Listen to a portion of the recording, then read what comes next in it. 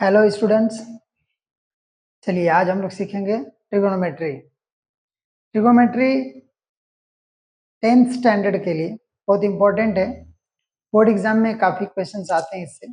इसके word problem भी पूछते हैं और आपको डायरेक्ट रेशियो दे के भी पूछेगा। तो एकदम हम लोग बेसिक से इसको करेंगे और देखते हैं किस तरीके से इजी वे में सॉल्व किया जाता है। ठीक है, चलिए पहले इसके बारे में कुछ बेसिक रूल्स है वो जान लेते हैं कि ट्रिगोनोमेट्री किस तरीके से हम इसमें जो रेशियो होते हैं उसको हम किस तरीके से उसके रिलेटेड फॉर्मूला जो होता है उसको कैसे लर्न करेंगे और कैसे उसको यूज करेंगे। ठीक है, एकदम बेसिक से सीखते हैं। त्रिकोणमिति में आप देखेंगे कि इसमें जो कैलकुलेशन और ये त्रिकोणमिति पूरी जो कैलकुलेशन किया जाता है ये पूरी तरीके से राइट एंगल ट्राइंगल पे क्या है, बेस्ड है। मतलब अगर मैं बोलने की कोशिश करूं तो आप देखेंगे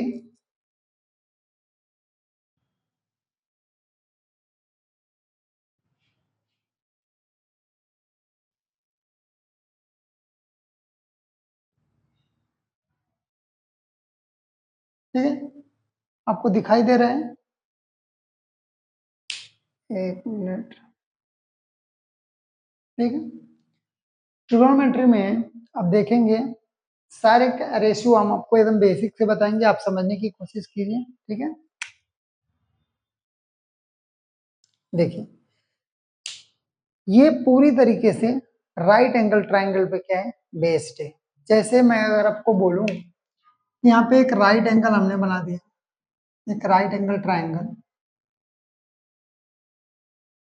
ठीक है, इनमें ए बी सी। ठीक है, मतलब ये जो पॉइंट बी है यहाँ पे राइट एंगल है।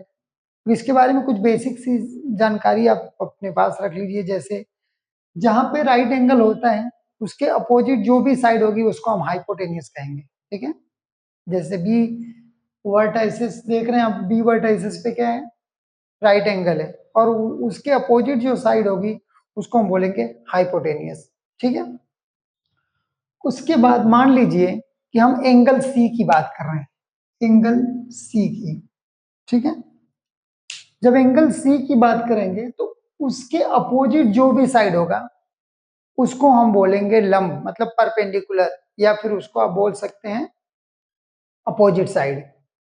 जो भी थीटा एंगल होगा, जैसे मान लीजिए यहाँ पे एक एंगल है थीटा, तो ये एंगल थीटा जहां पे भी होगा उसके अपोजिट वाले साइड को हम लंब बोलेंगे या परपेंडिकुलर बोल सकते हैं या फिर उसको अपोजिट साइड बोलेंगे। ठीक है, तो आपने सुना जैसे राइट एंगल के अपोजिट साइड जो होगी उसको हाइपोटेन्यूस बोलेंगे और एंगल थीटा जो होगा उसके अपोजिट साइड जो भी होगा उसको हम लंब, परपेंडिकुलर या फिर हम उसको क्या बोलते हैं, अपोजिट साइड। बाकी जो साइड बची उसको क्या बोलेंगे, एडजेसेंट, या फिर उसको हम आधार बोल सकते हैं, बेस बोल सकते हैं। तो अलग अलग बुक में अलग अलग तरीके से बताता है, लेकिन सबका मेन मतलब जो है वो बस यही है। ठीक है, जैसे ये जो हमने ट्राइंगल्स बनाए राइट एंगल ट्राइंगल, इन्हीं के बेसिस पे हम ये ट्रिगोमेट्री के जो रेशियो हैं सब मैं आपको बताने की कोशिश करूंगा और आपको लर्न रख लेना है, इसको लर्न करना पड़ेगा। अगर आप लर्न कर लेते हो तो आप ट्रिगोमेट्री के सारे क्वेश्चंस को आसानी से सॉल्व कर सकते हो। ठीक है, आप देखिए वन बाय वन कैसे होता है, इसको आप समझने की कोशिश कीजिए। ठीक है, देखिए जैसे सबसे पहले हम ट्रिगोमेट्रिक रेशियो लिखेंगे साइन। ने लिखा साइन। मान लेते हैं कि यहाँ पे एंगल थीटा है। क्या है, एंगल थीटा।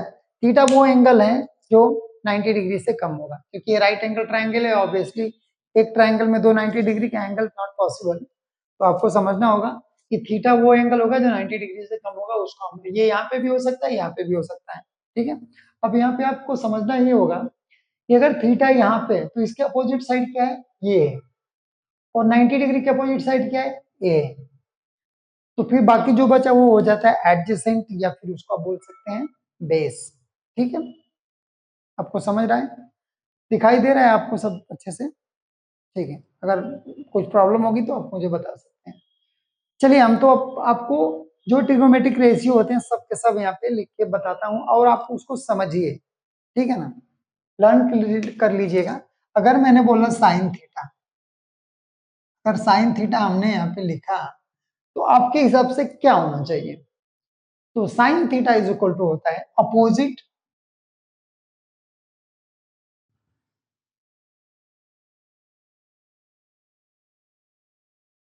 Upon hypotenuse.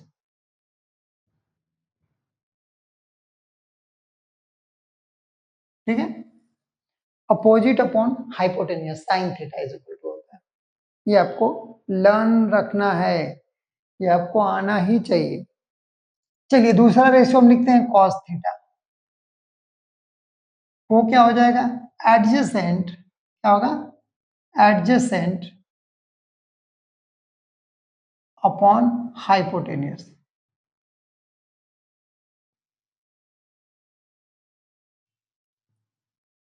ठीक है, आपने देखा साइन थीटा क्या होता है, opposite upon adjacent, sorry hypotenuse. Cos theta हो adjacent upon hypotenuse. Tan theta भी देख लीजिए, टैन थीटा होता है, वो क्या हो जाएगा, अपोजिट अपॉन एडजेसेंट।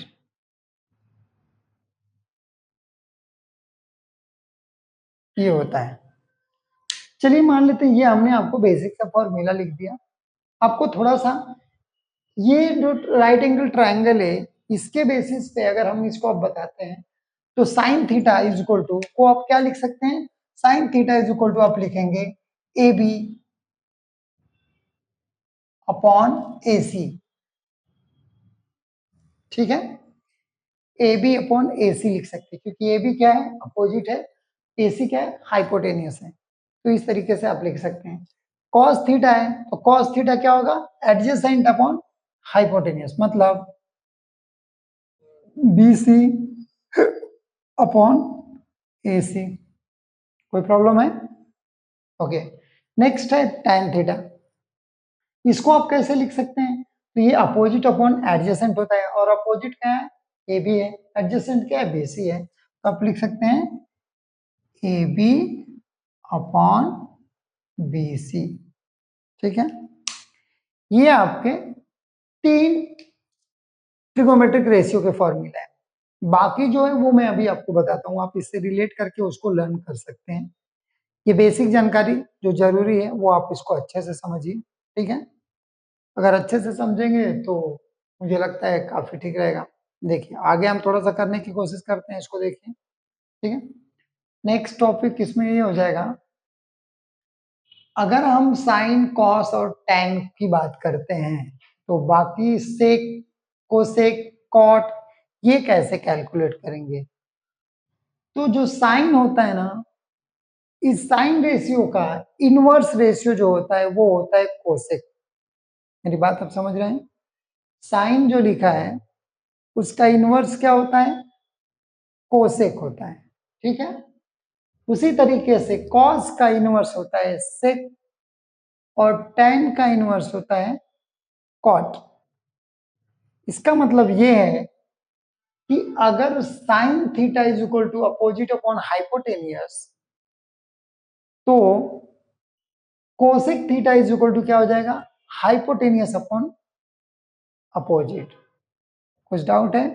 देखो एकदम बेसिक सा कंसेप्ट है, इसमें आपको बहुत ज्यादा घबराना नहीं, लेकिन एक बात ध्यान रखिए, यही चीजें जब नहीं आती है तो आगे आपको कैलकुलेशन करने में प्रॉब्लम आती है। मतलब कि आप इससे भाग नहीं सकते, आपको ये आना ही चाहिए। नहीं आएगा प्रॉब्लम होगी। तो आप 10-15 मिनट टाइम जो भी होगा वो निकाल के पहले ये सीखिए, फिर आपको सॉल्व करना सीखना होगा। ये नहीं कि आपने क्या किया कि पहले सॉल्व करना शुरू कर लिया फिर उसके बाद साइन थीटा क्या होता है वो पता ही नहीं। इससे रिलेटेड मैं अभी क्वेश्चन सॉल्व करना सिखाऊंगा, पहले आप ये देख लीजिए। ठीक है, तो अगर उस तरीके से आप बात करेंगे तो cos theta cosec theta is equal to क्या हो जाएगा, जैसे देखिए कोसेक थीटा वो हो जाएगा हाइपोटेनियस अपॉन अपोजिट। ठीक है, ये हो जाएगा। Sec theta is equal to क्या हो जाएगा, वो हो जाएगा हाइपोटेनियस अपॉन एडजेसेंट। ये होगा। वैसे ही cot theta is equal to क्या हो जाएगा, वो हो जाएगा एडजेसेंट अपॉन अपोजिट। कुछ प्रॉब्लम है? आप देख सकते हैं क्वेश्चन एकदम बेसिक से मैंने बताया है, जरूरी था इसलिए बताया है क्योंकि ये नहीं आएगा ना तो आपको प्रॉब्लम कहाँ कहाँ पे आएगी, ये मैं अभी जस्ट इसके क्वेश्चन सॉल्व करते वक्त बताता हूँ।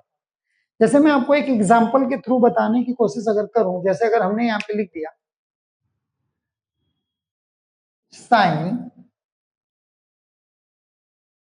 Sign theta is equal to 4/5, ऐसे हमने लिख दिया। Sine theta is equal to क्या लिख दिया हमने, 4/5 लिख दिया। ठीक है,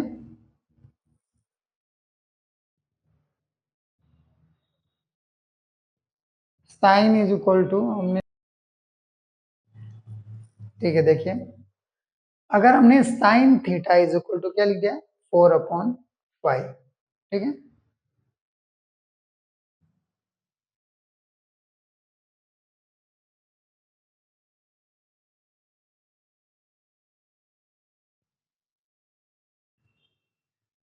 थोड़ा सा देखिए तो प्रॉब्लम आ रही है, बट देखिए आप इसको, ठीक है। साइन थीटा अगर दे दिया है 4/5, तो इसको आप कैसे सॉल्व करेंगे, ये थोड़ी सी इस पे ध्यान दीजिए। जैसे अगर मैं बोलूं तो यहाँ पे देखिए साइन थीटा दे दिया, बाकी आपको टैन थीटा फाइंड करना है, कॉस थीटा फाइंड करना है, कोसेक, सेक, फिर कॉट थीटा, कुछ भी। तो आप किस तरीके से इसको फाइंड करेंगे, इस बात को समझिए।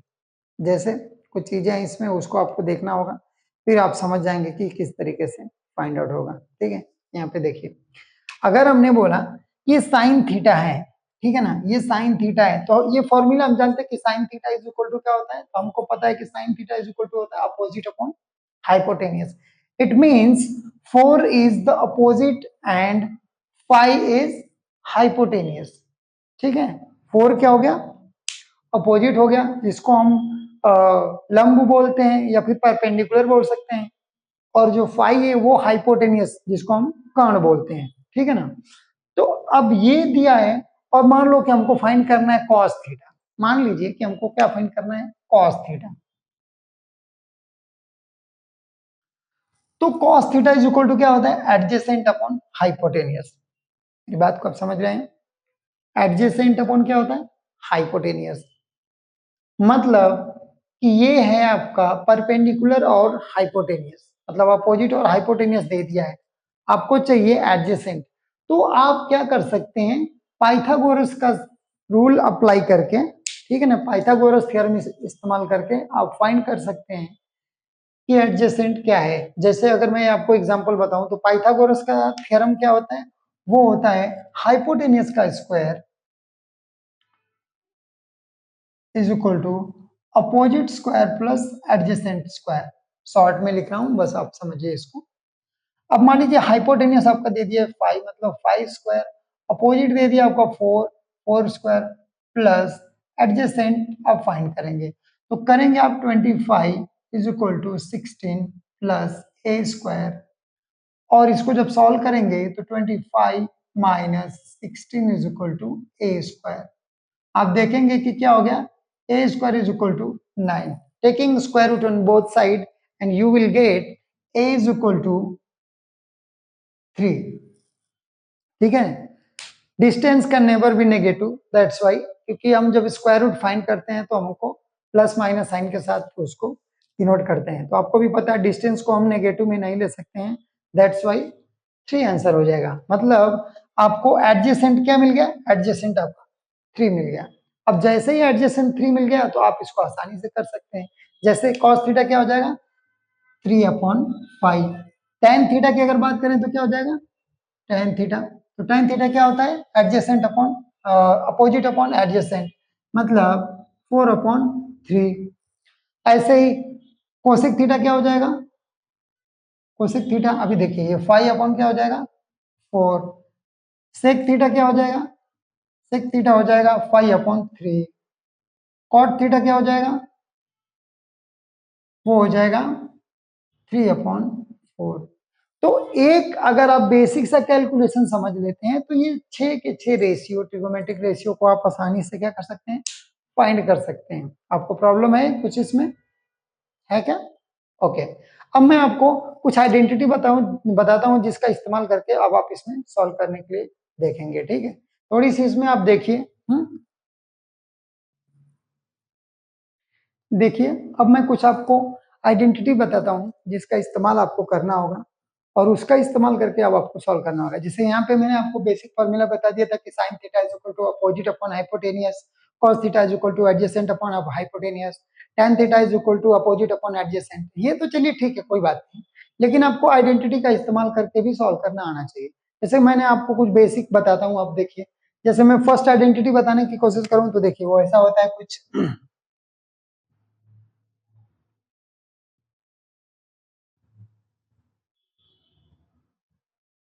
ये फर्स्ट आइडेंटिटी आपको दिखाई दे रही है, ठीक है? सेकेंड आइडेंटिटी अगर मैं बोलूं तो 1 + tan² theta is equal to sec² theta होता है, ठीक है? वैसे ही होता है 1 + is equal to cosec² theta. ये तीन आइडेंटिटी का इस्तेमाल करके भी आपको सॉल्व करना होगा, ठीक है? एग्जाम में ऐसे देगा तो आपको इस तरीके से करना होगा, ठीक है? जैसे अगर जो सेम क्वेश्चन है उसकी अगर मैं बात करूं, ठीक है ना, जो सेम क्वेश्चन था उसकी, कि हमको यहाँ पे मान लीजिए कि साइन थीटा दे दिया है, sine theta is equal to 3/4 कुछ, सॉरी,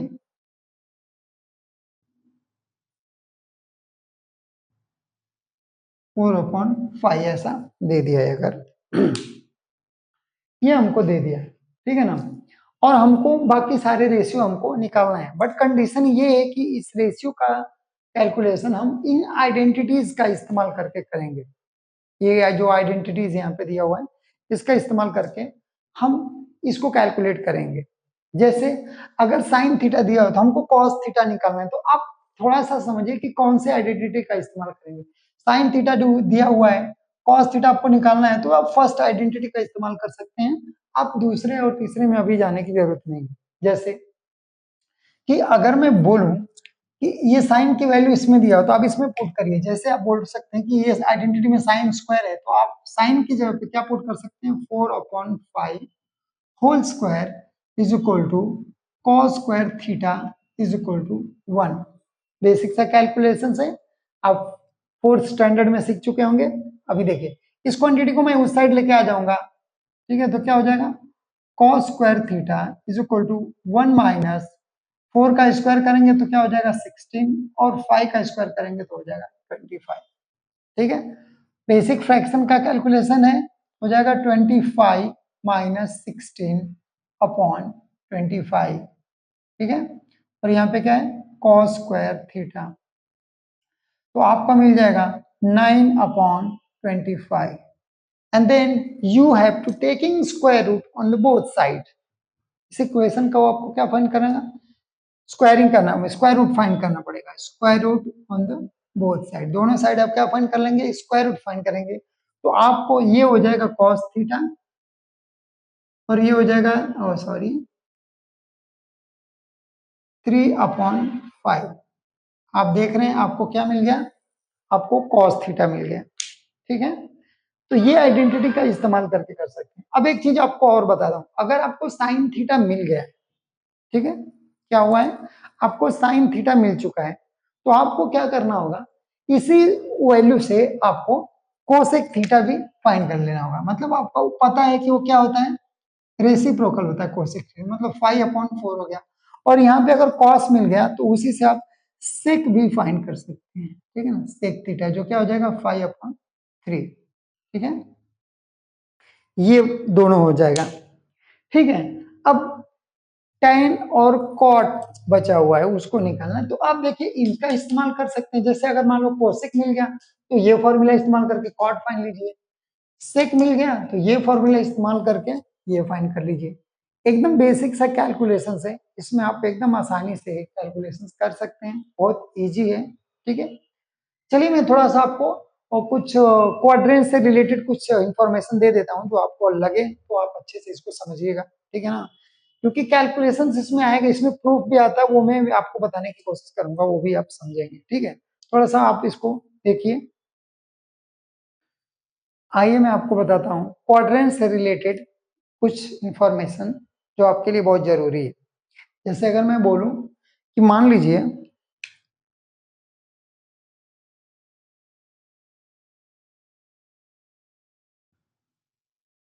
ये एक्स एक्सिस और वाई एक्सिस है, ठीक है, एक्स एक्सिस और वाई एक्सिस, ये दोनों जिस पॉइंट इंटरसेक्ट करते हैं वो क्या होता है, ओरिजिन पॉइंट। आप कोऑर्डिनेट ज्योमेट्री में आप पढ़े होंगे, आप समझ रहे हैं, 10th स्टैंडर्ड में बता रहे हैं आपको, बेसिक क्लियर होना चाहिए। अगर नहीं रहेगा तो आप बताइए, जिस स्पेसिफिक कोई चैप्टर में प्रॉब्लम होगी तो मैं वो चैप्टर का वीडियो बना सकता हूँ। बस आपको एग्जाम के लिए अच्छे से रेडी होना है, बाकी मैं जितना मुझसे हो सकता है मैं करने के लिए तैयार हूँ आपके लिए। ठीक है, अब देखिए ये देखिए दोनों एक्सिस जब ऐसे डिवाइड मतलब इंटरसेक्ट करते हैं ना, तो चार पार्ट में डिवाइड होते हैं। फर्स्ट जो होता है उसको हम फर्स्ट क्वाड्रेंट बोलते हैं। क्या बोलते हैं? First quadrant, second quadrant, third quadrant और फोर्थ क्वाड्रेंट।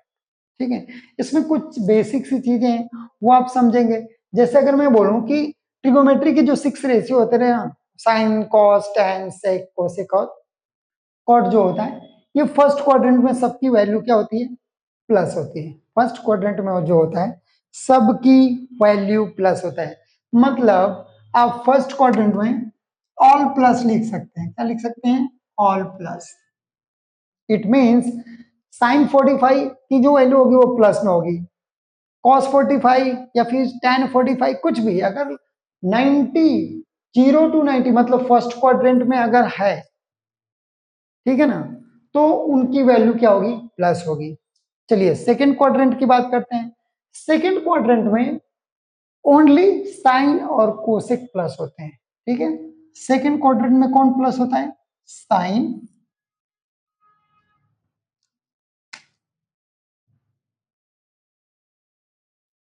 और कोसेक,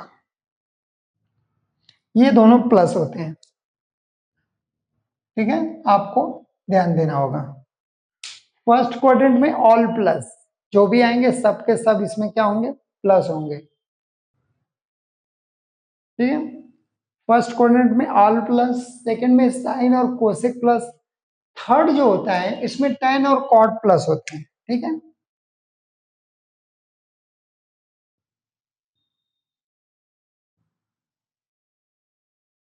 इसमें tan और cot प्लस होते हैं। इनकी वैल्यू जो भी आएगी थर्ड क्वाड्रेंट में ये प्लस होती है। फोर्थ क्वाड्रेंट में cos और sec प्लस होते हैं। आप इसको देख लीजिए और इसको लर्न रखिएगा। ठीक है ना,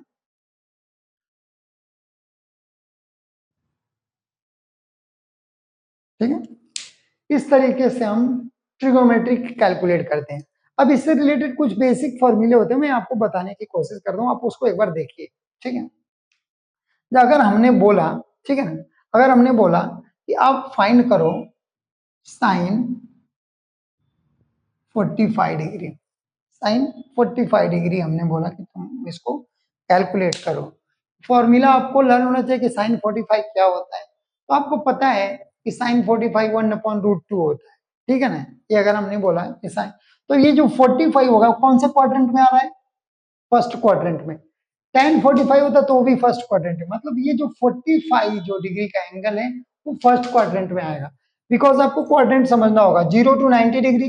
ठीक है, 90 to 180, 180 to 270 और 270 to 360 डिग्री। इस रेशियो से ये क्या करते हैं? ये वैरी करता रहता है। और आपको इस तरीके से समझने होंगे कि किस तरीके से फर्स्ट, सेकंड, थर्ड और फोर्थ क्वाड्रेंट में ये सारी चीजें डिवाइड है। एक चीज आप इसको देखेंगे कि मैं आपको ये बताने की कोशिश कर रहा हूं कि ये जो एंगल्स दिए रहेंगे ना, वो एंगल आपको बताएंगे कि ये जो कैलकुलेशन है साइन, थीटा, कॉस, टैन जो भी होगा कौन से क्वाड्रेंट से बिलोंग कर रहे हैं, और उसके हिसाब से आप साइन डिसाइड करेंगे। ठीक है, चलिए थोड़ा सा आपको आगे बताएं। जैसे देखिए इसकी वैल्यू मैं क्या लिखूंगा, इसकी वैल्यू हो जाएगा 1/√2। ठीक है, 1/√2 लिखेंगे। मैं आपको कुछ फॉर्मूले बताता हूं, उस किस तरीके से वो फॉर्मूला का कन्वर्जन होता है ये आप देख लीजिए। मैं 10th स्टैंडर्ड तक मैं कुछ बेसिक सा ही बताऊंगा, बहुत ज्यादा आगे जाने की जरूरत नहीं है, आप उसको बस समझिए, इतना हो जाएगा। जैसे अगर हमने बोला कि साइन 90 माइनस थीटा, अब आप थोड़ा सा दिमाग पे जोर देंगे तो आपको पता होगा कि 90 माइनस थीटा होगा तो ऑलवेज क्या होगा, first quadrant, always first quadrant होगा। लेकिन इसमें एक प्रॉब्लम ये है ना कि ये आपको लर्न करना पड़ेगा, क्योंकि साइन कन्वर्ट हो जाता है किसमें, कॉस में। देख रहे हैं आप, साइन किसमें कन्वर्ट हो गया, कॉस में। सिमिलरली ये वाइस वर्सा ऐसे भी होता है, ये इसमें और इसमें वापस हो जाएगा। वैसे ही अगर मैं आपको बताऊं कॉट tan थीटा की, tan 90 माइनस थीटा है तो ये भी क्या हो जाएगा, कॉट थीटा हो जाएगा, ये भी प्लस में होगा। और एक और होगा जिसमें हम देखेंगे sec theta, sorry 90 minus theta क्या हो जाएगा, कोसेक, ये हो जाएगा आपका। ठीक, ये कन्वर्जन आपको आना चाहिए। अगर आप बोलेंगे कि यार ये तो फिर बड़ा मुश्किल हो गया, अब मुश्किल नहीं, इसका यूज कैसे करना है जब आप ये देखेंगे फिर आपको लगेगा कि नहीं ये जरूरी है। जैसे अगर मैं बोलूं कि आप फाइंड करो साइन 45 की वैल्यू और साइन 145 या फिर 120 या फिर ऐसे मैंने बहुत सारे दे दिया आपको, मतलब ऐसा होगा जो इसमें से कन्वर्जन होना चाहिए, नहीं होगा तो प्रॉब्लम होगा। जैसे अगर मैंने बोल दिया साइन 120 का वैल्यू फाइंड करो और साइन 120 और साइन 135, कुछ भी ऐसा, मतलब आप देखेंगे, मतलब ये कि आप इस फॉर्मूले में ब्रेक करके फिर आपको इजी करके, क्योंकि आपको पता है कि आप बचपन से सीखते आ रहे हैं 0 to 90 डिग्री के एंगल्स हम वो लर्न करते हैं और फिर उसके हिसाब से करते हैं। तो अगर कोई बोल रहे कि साइन 15 डिग्री का कैलकुलेट करो तो हमने जिस तरीके से सीखा है फिर हम लोगों के लिए प्रॉब्लम क्रिएट हो जाएगी, तो फिर उसको हमको ब्रेक कर करके फॉर्मूला इन्वॉल्व करना होगा। लेकिन 10th स्टैंडर्ड में उतना नहीं है, आपको घबराने जैसा कुछ नहीं। बस जैसे हमने यहाँ पे बताने की कोशिश किया कि अगर मान लीजिए कि कुछ वैल्यू दे दिया है, जैसे 120 की अगर मैं बात करूं कि साइन 120, तो टेबल से साइन 120 हम लर्न नहीं करते हैं, ठीक है ना, हम 90 तक लर्न करते हैं, लेकिन आपको बताने की कोशिश करता हूँ।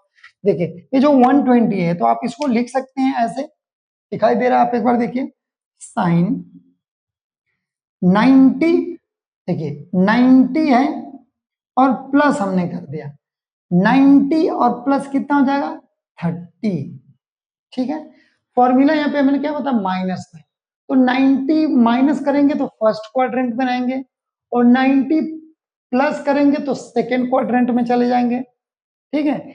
ये क्वाड्रेंट को अच्छे तरीके से समझिए। अब अगर आप सेकेंड क्वाड्रेंट में गए, कन्वर्जन इसका सेम होगा, ठीक है ना, कन्वर्जन क्या होगा, सेम होगा। जैसे यहाँ पे साइन किस में कन्वर्ट हो जाएगा, कॉस में, ठीक है ना, कॉस 30 डिग्री, ठीक है ना। साइन का कन्वर्जन क्या हो जाएगा, कॉस। अब इसकी वैल्यू क्या होनी चाहिए, तो कॉस 30 क्या होता है, कॉस 30 होता है √3/2। और सेकेंड क्वाड्रेंट में साइन और कोसेक प्लस होता है, इसीलिए वैल्यू क्या आई है, प्लस आई है, अदरवाइज ये क्या होती, माइनस होती, ठीक है। ये बेसिक सा है, आपको बेसिक चीजें समझनी होगी, इसको किए बिना आपको ट्रिगोनोमेट्री नहीं आएगी, है एकदम इजी, आपको ध्यान देके ये करना होगा, ठीक है। वैसे ही मान लीजिए आपको अगर ऐसे पूछ दिया 60 डिग्री, कॉस 60 डिग्री को कैलकुलेट करो, लेकिन आप इसका सॉरी सॉरी, आप ये जो हमने आइडेंटिटी बताई है, जो फॉर्मूला आपको इसका इस्तेमाल करना है साइन कॉस 60 डिग्री को सॉल्व करने में, तो आप पहले इस फॉर्म में ब्रेक कीजिए। तो आप क्या लिखेंगे, कॉस 90 माइनस 30 डिग्री, ठीक है। 90 माइनस 30 आपको पता है 60 डिग्री हो जाएगा, और आपको पता है कि ये जो कॉस है कन्वर्ट हो जाएगा किसमें, साइन, तो क्या हो गया साइन 30, साइन 30 हो गया। अब इसकी वैल्यू कितनी हो जाएगी, आप डायरेक्ट लिखेंगे 1/2, ठीक है। और प्लस क्यों, क्योंकि फर्स्ट क्वाड्रेंट में all ratio will be positive. ठीक है, कुछ डाउट है? नहीं ना। अब मैं आपको थोड़ा सा ये जो 0 to 90 डिग्री के जो एंगल्स की जो वैल्यू होती है वो किस तरीके से लर्न किया जाता है या कैलकुलेट किससे किया जाता है, आप कैलकुलेट करना सीख लीजिए, बाकी तो आप लर्न कर सकते हैं, कोई बहुत मुश्किल नहीं है। ठीक है, मैं आपको बस 2 मिनट में बता देता हूँ, वो देख लीजिए। ठीक है, देखिए मैं आपको सारे sine cos tan cot sec और कोसेक की वैल्यू कैसे कैलकुलेट करते हैं, ठीक है ना, वो टेबल कैसे प्रिपेयर करेंगे वो मैं आपको बताता हूं। आप अगर अच्छे से समझ जाएंगे तो आप देखेंगे कि ये आपको लर्न करने की जरूरत नहीं होगी, बस 1 मिनट में आप सारे काम कर सकते हैं। देखिए ध्यान से। ठीक है, जैसे मान लीजिए हमने लिखा 0 डिग्री, 30 डिग्री, 45, 60 और हमने लिखा 90 डिग्री। ठीक है, ये हमने एंगल्स लिख दिया। हमको सारे के सारे वैल्यू को कैलकुलेट करना है। अगर मैं आपको बोलूं कि आपको कैलकुलेट कैसे करना है तो आप कैलकुलेशन समझिए। जैसे आप इसको काउंट करिए, यहां से 0 1 2 3 4 आपने कैलकुलेट किया। ये जो वैल्यू है ना, इस सबको आप 4 से डिवाइड कीजिए। किससे डिवाइड करेंगे? 4 से। जैसे हमने मान लो डिवाइड कर दिया 4 4 4 4 से, और ये 4 से डिवाइड कर दिया। ठीक है, इसके बाद आपको क्या करना है? इसके बाद आपको स्क्वायर रूट फाइंड कर लेना है इन सब का। ठीक है ना, स्क्वायर रूट। अब स्क्वायर रूट फाइंड करने आता होगा आपको, अगर नहीं आता होगा तो आप लोग मुझे बताएंगे तो मैं उस पर स्पेशल एक वीडियो बना दूंगा स्पेशली स्क्वायर रूट के लिए, तो आप लोग को आ जाएगा। ठीक है, चलिए देखो, आपको स्क्वायर रूट फाइंड करना है। अब ये देखो, ये तो डायरेक्टली क्या हो जाएगा? 0, because any number can divide 0। ठीक है, तो जब हम 0 को किसी भी नंबर से डिवाइड करते हैं क्या हो जाएगा? 0 ही हो जाएगा। अब 1 है, 1 का स्क्वायर रूट क्या हो जाएगा? आप लोग बोलिए 1। 4 का स्क्वायर रूट हो जाएगा 2। ठीक है, वो अब हम आगे बढ़ते हैं। 2 1 जा 2 और 2 2 जा 4। लेकिन हम यहाँ पे अगर स्क्वायर रूट की बात अगर ऐसे करते हैं कि डिवाइड भी होगा तो क्या हो जाएगा? 1/√2 हो जाएगा। ठीक है, ये हो जाएगा √3 और ये हो जाएगा 2। बिकॉज 3 का परफेक्ट स्क्वायर रूट नहीं है तो अब हम ऐसे लिखेंगे, डेसिमल में लिखने की जरूरत नहीं। 4/4 मतलब 1। ठीक है, और 1 का स्क्वायर रूट 1 होगा। अब यहाँ पे आप एक बात समझिए, ये जो हमने लिखा है, ये जो वैल्यू है ये किसकी वैल्यू है? तो मैं आपको समझाने की कोशिश अगर करूं तो ये है साइन थीटा की। ठीक है, ये जो वैल्यू आई है ये किसकी है? साइन थीटा की वैल्यू आई। मैं आपको सब के सब यहाँ पे कैलकुलेट करना बताता हूँ, आप एकदम आसानी से बना सकते हैं अपना टेबल।